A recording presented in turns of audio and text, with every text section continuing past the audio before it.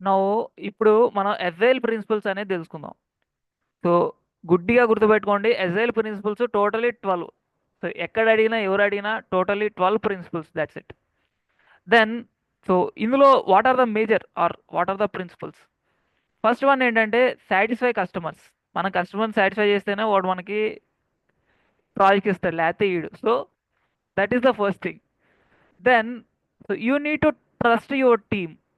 So నీ దగ్గర ఏదైతే టీం ఉందో వాళ్ళను ట్రస్ట్ చేసి మీ నీ ప్రాజెక్ట్ని సెవరల్ పార్ట్స్ కింద చేసి నీ టీంకి ఒక్కొక్క పార్ట్ ఇస్తావు, so that they will perform. So నీ టీం కూడా ఎక్సలెన్స్ ఉన్న team, like already certified or experts లాంటి వాళ్ళని ఎగ్జాక్ట్గా సజెస్ట్ చేస్తారు, తీసుకొని నీ ప్రాజెక్ట్ అనేది నువ్వు క్రియేట్ చేసుకుంటావు.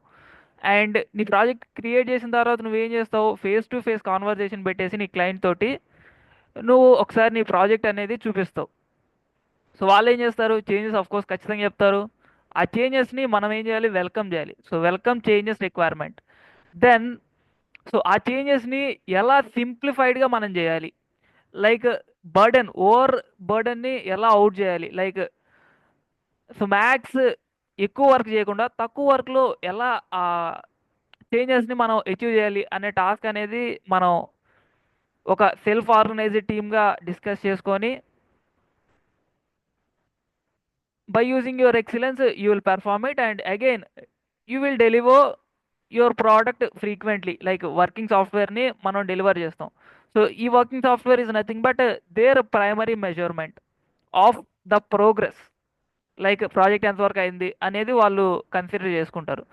సో బేస్డ్ ఆన్ దట్ వాళ్ళు ఏంటంటే సో ఎఫెక్టివ్గా మీరు అంటే మనం కలిసి ఒక ప్రాజెక్ట్ డెవలప్ చేయగలుగుతారు, లైక్ వర్క్ టుగెదర్.